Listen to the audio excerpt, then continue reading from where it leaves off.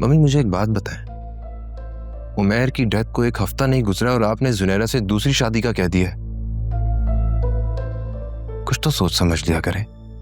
जुनैरा की mental health के बारे में ही सोच लेती हैं एटलीस्ट।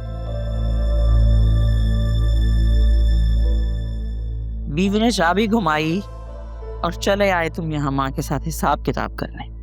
आलिया ने मुझे कुछ नहीं कहा है, आप प्लीज उसे हर मामले में मत इन्वॉल्व किया करें। क्यों ना लाऊं? उसे भला मेरी औलाद से मुझसे ज्यादा मोहब्बत है। उनकी मेंटल हेल्थ का ख्याल उसे मुझसे ज्यादा है क्या?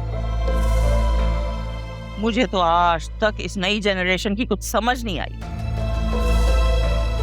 दिमाग इस्तेमाल नहीं करते और मेंटल इशू हजारों होते हैं इन लोगों। जो भी है मम्मी, जुनैरा की शादी का ये सही वक्त नहीं है, उससे मत डिस्कस करिएगा अभी। मैं तो कहता हूँ कि अगर वो मास्टर्स करना चाह रही है या कहीं जॉब करना चाह रही है तो उसे करने दे, मत रोके। माइंड डाइवर्ट होगा उसका। बहुत शुक्रिया इस $1 मिलियन एडवाइस का,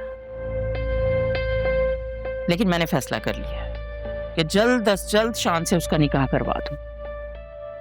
फिर 6-8 महीने बाद रुखसती हो जाएगी तो बकौल तुम्हारे उसकी मेंटल हेल्थ भी ठीक हो जाएगी। ये ठीक नहीं कर रही है मम्मी आप, और शादी मसले का हल नहीं होती है। शादी ही मसले का हल है, तुम समझ क्यों नहीं रहे हो? अरे अपने आप को ही देख लो, जब फरिया छोड़कर गई थी तो किस तरह टूट गए थे तुम। किसी से बात करने को दिल नहीं चाहता था, हंसना बिल्कुल भूल गए थे, खाना पीना तक तो तुमने छोड़ दिया था। फिर तुम्हारी शादी हो गई और तुम फरिया को भूल गए।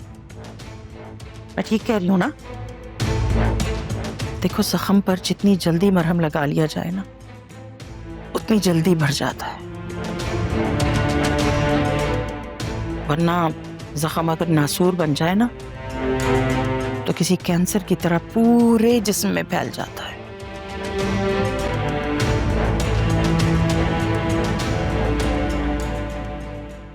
मैं मां हूं जुनैरा की,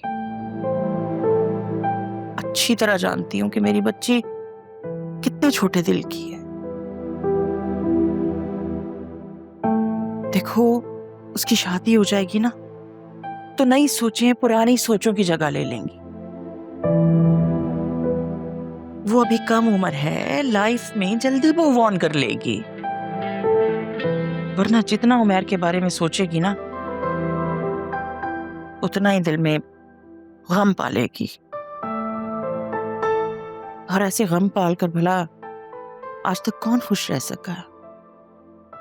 और हाँ, जहां तक बात रही पढ़ाई की, तो शादी के बाद जो चाहे करती रहे, हमें कोई एतराज नहीं होगा। ठीक है मम्मी, आपकी बात भी दुरुस्त है, मगर मुझे लगता है कि हमें शान को पूरी सच्चाई बतानी होगी। उसकी फिक्र तुम छोड़ दो, मैं मां हूं ना उसकी, उसके लिए कुछ गलत नहीं सोचूंगी। हाँ, वैसे भी शान जैसा रिश्ता तो हमें शायद ही दोबारा मिल सके। अच्छा, तुम जाओ, आराम करो, सुबह तुमने ऑफिस भी जाना है मेरा बच्चा। ठीक है, आप भी सो जाइएगा।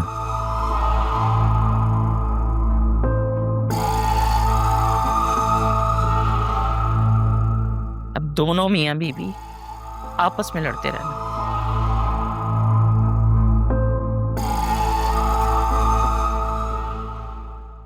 पार्क में बाबा आपसे क्या कह रहे थे? कुछ नहीं, बस कह रहे थे कि कैसी हो। फिर आपने क्या कहा? मैंने बोला कि मैं ठीक हूँ। क्या वहां उनके साथ कोई और भी था? नहीं, वो तो पार्क में बस सैड बैठे हुए थे। सर, लेकिन क्यों? पता नहीं, मैंने उनसे पूछा नहीं था।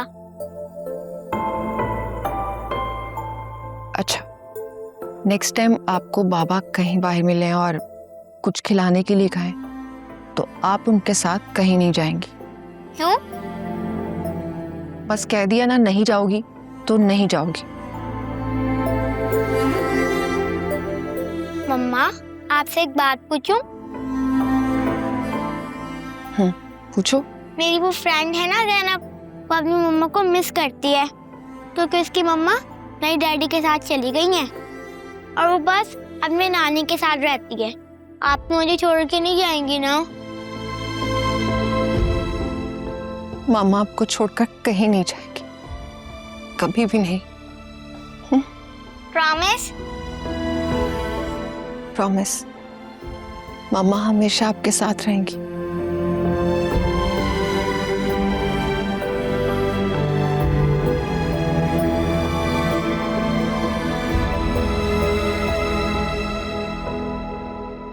अम्मा, मैंने वासे को इस निकाह के लिए राजी कर लिया है। मैंने उसे समझा दिया है कि अनीता और शान दोनों से इस निकाह को छुपाना ही बेहतर है। देखिए, हम चंद लोगों के अलावा किसी को इस निकाह के बारे में नहीं मालूम। आप फिक्र ना करें, मुझे यकीन है कि कोई मसला नहीं होगा। कहीं ऐसा ना हो सांझे की हांडी चौराहे पर फूट जाए। अरे कुछ भी नहीं होगा अम्मा, बस हम घर वालों में एका होना चाहिए। नौशीन, जब वासे और तुम राजी हो तो मैं कौन होती हूँ एतराज करने वाली? अब ऐसी भी कोई बात नहीं है। आप भले मुझे दिल से अपनी बहू तस्लीम करें या ना करें, लेकिन मेरे लिए तो आप हयात की माँ होने की हैसियत से काबिल इज्जत है अम्मा। तुम बिल्कुल फिक्र ना करो, मैं अपने खानदान में किसी को नहीं बताऊंगी। हयात की चहीती बेटी है, मैं क्यों चाहूंगी कि उसे तकलीफ हो? शुक्रिया अम्मा, बस आप ही अब इस रिश्ते की बात को आगे बढ़ाएं। मैं तो इद्दत में हूं ना, आपको पता है। ये सब लेन देन आना जाना अब आपने ही देखना है। और हाँ, वासे भी आपके साथ होगा, वो भी आपके साथ करेगा सब कुछ। ओहो, तो ये बात है। मैं भी कहूँ मेरी बहू इतनी मेहरबान क्यों है मुझ पे? अब समझ में आया। वैसे मैं तुम्हें एक बात बताऊं, तुम आलिया से बात करके देखो, वो बहुत समझदार बच्ची है, सारे मामले को हल कर लेगी। अरे अम्मा, उस आलिया का नाम लेकर मेरा मूड खराब ना करें। उसे अगर मैंने इस मामले में शामिल कर लिया ना, तो बनती हुई बात भी बिगड़ जाएगी, बल्कि शायद वो खुद बिगाड़ देगी। उसे मेरी और मेरे बच्चों की खुशियां हरगिज़ बर्दाश्त नहीं है। अरे जब देखो एनजीओ वाली औरतों की तरह हकूकी नस्मा पे लेक्चर शुरू कर देती है। उसके अपने बच्चे नहीं है ना, इसलिए वो मेरे जज्बात को समझ ही नहीं सकती। नौशीन, तुम कैसी कमजोरी की बातें करती हो? इसी तरह तो फूट पड़ जाती है रिश्तों में। आलिया बहुत अच्छी बच्ची है, तुमने खामखा के उस बच्ची के लिए अपने दिल में नफरतें पाल रखी हैं। देखो, नफरतों से कुछ हासिल नहीं होगा। बस अब आलिया का नाम लेकर प्लीज मेरा मूड खराब मत करें। आप और वासे वहां जाएं और उन्हें जाकर बताएं कि हम निकाह के लिए तैयार हैं। वो बस हफ्ता 10 दिन में निकाह के लिए आ जाए। तुम फिर हथेली पे सरसों जमा रही हो। अरे पहले बेटी से तो जाके पूछो वो इतनी उदास क्यों रहती है। क्या वो कोई भी नए रिश्ते से खुश हो जाएगी? उसे तो मैं बस एक आध दिन पहले ही बताऊंगी, बल्कि आप और मैं उसे मिलकर समझाएंगे ना। मुझे पूरा यकीन है कि वो हम दोनों की बात समझ जाएगी। और अगर नहीं मानी, ऐन निकाह के वक्त उसने इनकार कर दिया, तो फिर क्या करोगी? तो बस फिर आप समझाएंगी उसे, मैं नहीं बोलूंगी कुछ। वैसे भी आप जानती हैं मेरे बच्चे मेरी बात मानते ही कहाँ हैं। देखो, मैं तुम्हें अभी भी समझा रही हूँ, आलिया से बेहतर कोई ये काम नहीं कर सकता। और फिर तुमने ही तो कहा था कि मेरे बच्चे मेरी बात से ज्यादा आलिया की बात सुनते हैं। आपके इस मशवरे का शुक्रिया। आपने कहा, मैंने सुन लिया, लेकिन आलिया को मैं इस मामले से उतना ही दूर रखूंगी जैसे काबे से काफिर।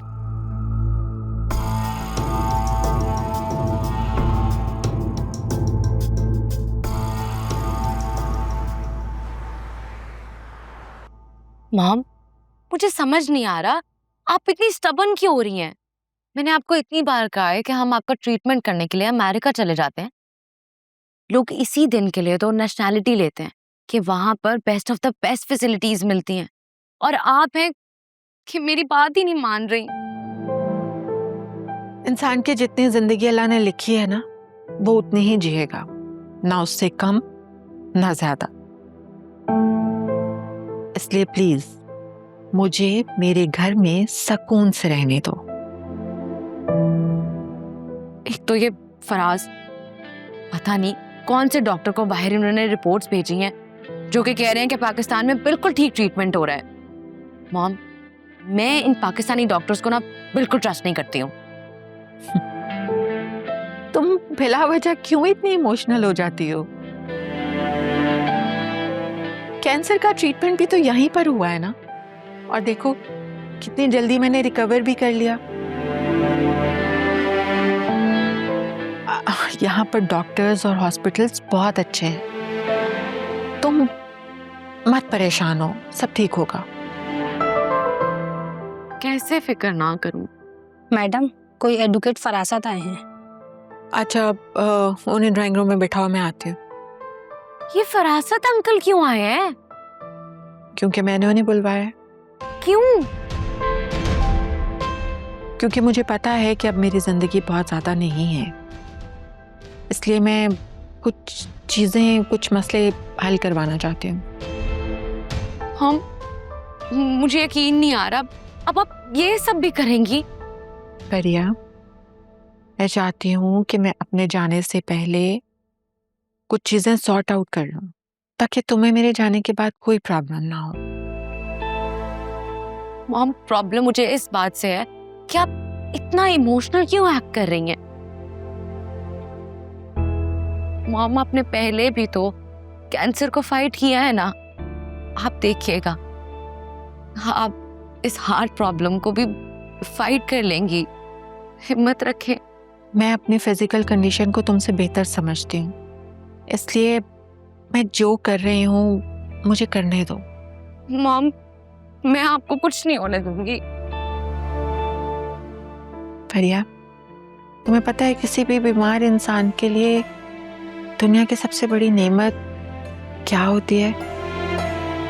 उसके अपनों का उसके पास होना।